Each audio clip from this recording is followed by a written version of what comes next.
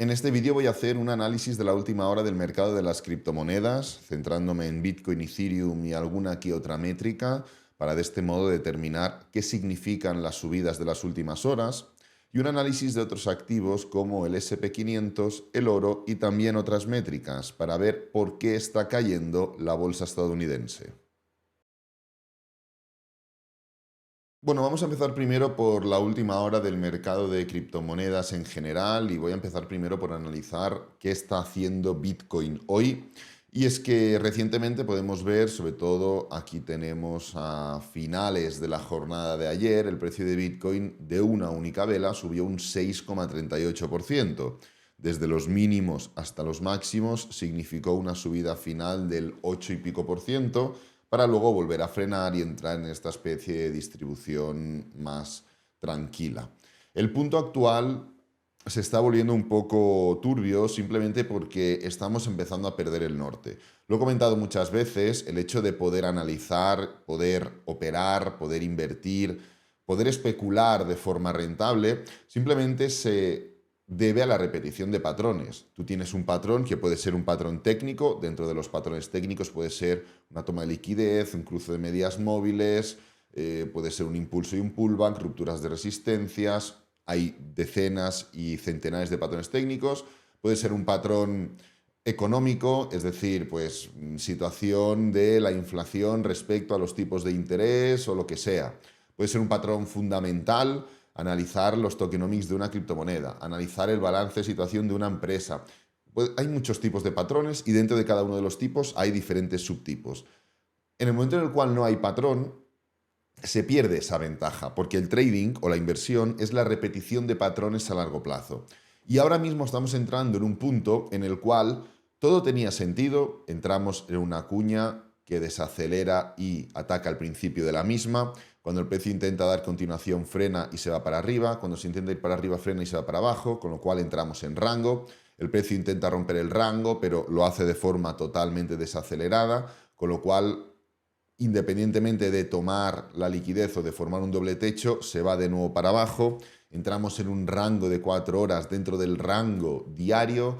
El precio rompe el rango de 4 horas, rompe el rango diario, hace un mínimo decreciente, perfecto, hace un pullback, hace un movimiento bajista en forma de envolvente que puede dar continuación al pullback, y hasta gran parte del día de ayer esto estaba haciendo así. Es decir, estaba demostrando una estructura de, pues, posterior al rango, impulso, pullback y continuación. Continuación que, oye, te puede venir hasta los mínimos anteriores, como estuvimos comentando, puede volverse más bajista y atacar la zona de el gran máximo anterior diario y semanal. En definitiva, hay patrones identificables.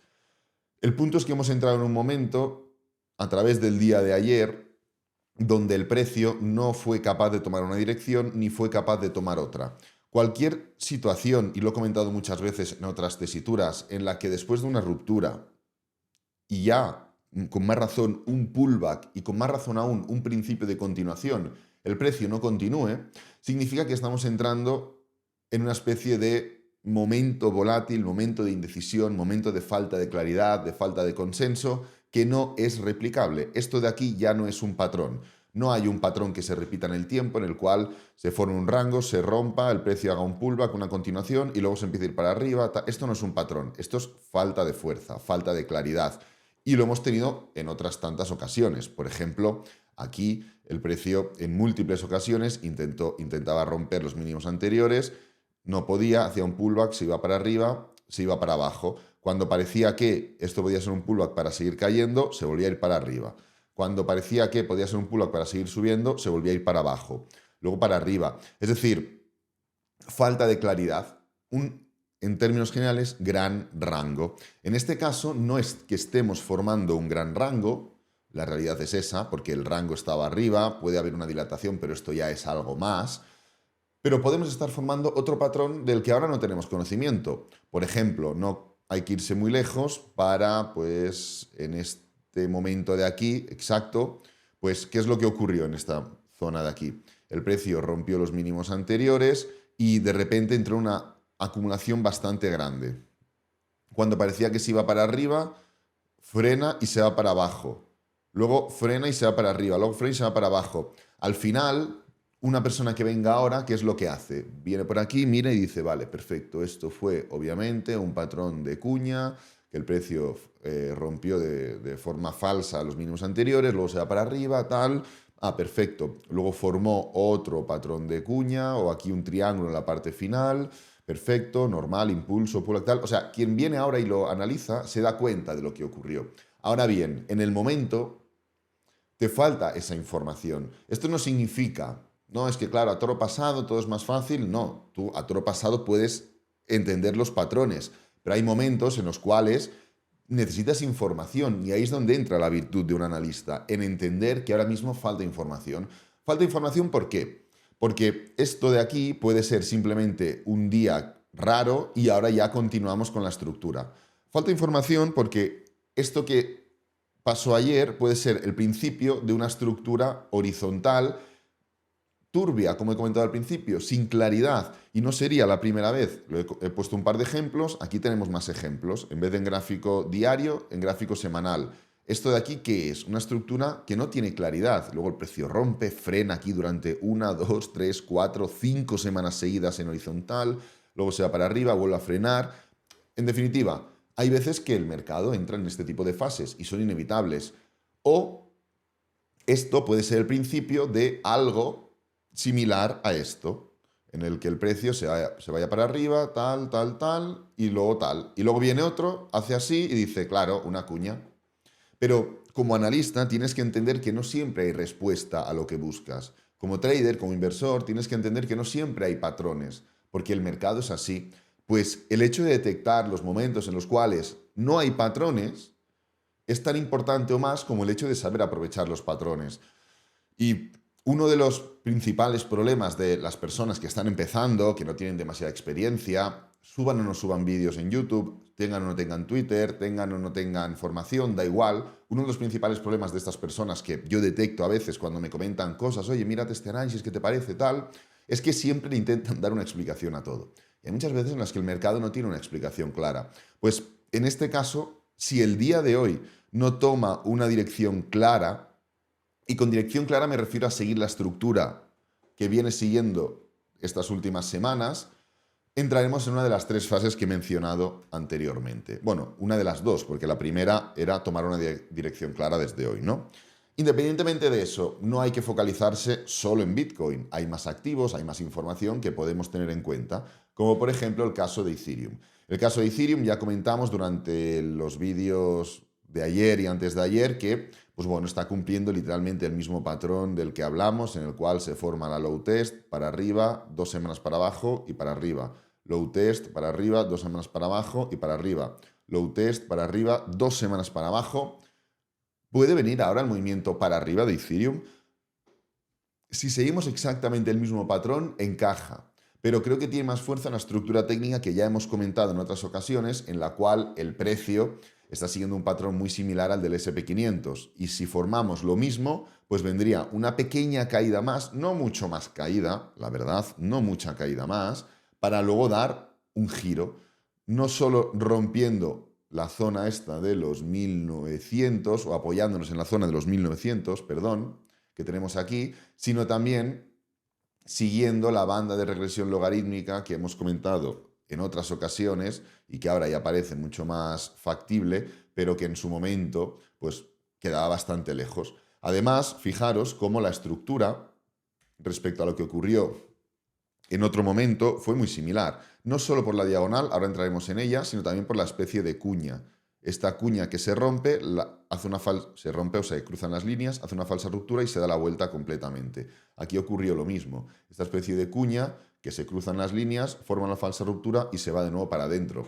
Además, fijaros en dos temas más. Primero, a ver, total assets. Assets. Vale, ahora no quiere salir. ¿Dónde lo tenemos? Aquí lo tenemos. Total Assets más Ethereum Bitcoin, dentro de toda esta estructura y todo este análisis de Ethereum, en el momento, ¿cuál fue el tiempo? El tiempo fue la estructura bajista, del mercado bajista anterior, el patrón este de diagonal, la estructura que se rompe, falsa ruptura y para abajo, aquí lo mismo, estructura bajista, patrón diagonal, líneas que se rompen, falsa ruptura de las líneas y para abajo. Bien, para abajo, ¿qué significa? Romper la diagonal y venir a atacar la banda de regresión logarítmica. Para abajo significa romper la diagonal y venir a atacar la banda de regresión logarítmica. Pero el tema no es solo ese. El tema es, el precio de Ethereum empezó a caer, empezó a romper, y en el momento en el cual aquí la Fed viró o cambió su política monetaria, dejando de quitarse de encima activos y empezando a absorber activos, a comprar o a como lo enfoquen, ¿qué es lo que ocurrió? Que Ethereum siguió cayendo. Sí, perfecto. Ethereum siguió cayendo. Formó un pequeño pullback y siguió cayendo. Muy bien. Pero ¿qué es lo que ocurrió con Ethereum contra Bitcoin? Que formó el mínimo, doble suelo, con lo cual aún le quedaba una pequeña caída más, pero dentro de un patrón o dentro de una estructura de giro y ¡pam!, explotó para arriba. Pues oye, ¿por qué no podría ocurrir literalmente lo mismo? No sé en qué momento, si la Fed plantea cambiar su política monetaria, que es probable que ocurra durante lo que queda de año, pero si esto empieza a hacer así, podemos estar entrando en la fase final de Ethereum en mercado bajista. Pero lo importante no es si Ethereum sube o si Ethereum cae. Esto es lo de menos, ¿eh? Lo importante es qué es lo que haga Ethereum contra Bitcoin. ¿Por qué? Porque si Ethereum sube, pero Ethereum Bitcoin sigue cayendo, seguimos dentro del mismo problema. Dentro del mismo problema que ha hecho que Ethereum, pues sí, esté en un mercado alcista, forme grandes movimientos impulsivos, pero dentro del mismo problema en el cual Ethereum se queda al 20% del máximo histórico anterior, dentro del mismo problema en el cual Bitcoin arrasa contra todas las altcoins, dentro del mismo problema en el cual va avanzando aún más el mercado alcista, pero la dominancia de Bitcoin sigue llevando la delantera, con lo cual el tema ya no es solo si Bitcoin sube, o sea, si Ethereum sube o si Ethereum cae. Es mucho mejor que Ethereum caiga y se vaya a 1400, pero que de mientras Ethereum Bitcoin está haciendo así, que no que de nuevo Ethereum vuelva a subir, repitiendo literalmente el mismo patrón que aquí y que aquí, mientras Ethereum Bitcoin siga cayendo. Es mucho más importante el hecho de entender lo que ocurre con Bitcoin y Ethereum. Además, si miramos el gráfico de Ethereum Bitcoin en cuanto a niveles de riesgo, fijaros, estamos en el nivel de 0,068. Este nivel concuerda con momentos en los cuales Ethereum Bitcoin se ha dado la vuelta de forma clara, Ethereum Bitcoin ha formado un movimiento impulsivo, aunque fuera para seguir cayendo, pero un movimiento impulsivo. Claro, no es lo mismo formar un movimiento impulsivo cuando estás empezando a caer que cuando ya has destrozado completamente el gráfico, con lo cual podría ser un movimiento impulsivo previo a un giro. Aquí tenemos otros momentos, Ethereum Bitcoin formando un gran impulso, aquí tenemos otros momentos, Ethereum Bitcoin formando otro gran impulso, con lo cual tenemos el nivel de riesgo en Ethereum Bitcoin en zonas más que interesantes para poder esperar algo, algún tipo de reacción que veremos, como comentaba, no sé si a principios de esta semana o a principios de la semana pasada, cuando empezamos a ver algún cambio, ya desde principios de la semana pasada comentamos, oye, se están empezando a formar cambios, hay que ver si son puntuales o si son duraderos. Entonces, dicho esto, mientras las criptomonedas están en esta tesitura, tenemos a Estados Unidos en una tesitura, bueno, bien distinta, ¿no? El S&P 500, vamos a utilizarlo como índice de referencia, está en un momento duro, en un momento de caída, está empezando a formar rupturas importantes.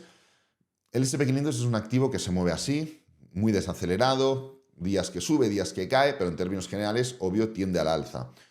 Hay momentos de pullbacks, hay momentos de caídas, no es nada raro ver grandes momentos de caídas en el S&P 500 constantemente, ¿eh? Fijaros que constantemente grandes momentos de caídas en el S&P 500. Ahora bien, hay caídas y caídas.